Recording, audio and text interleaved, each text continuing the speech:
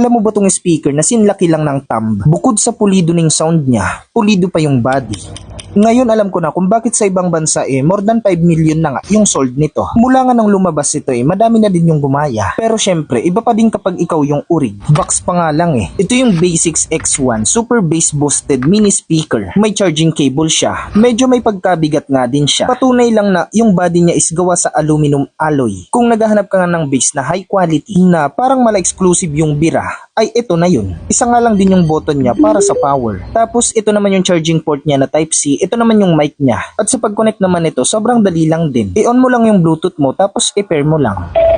I've always been afraid.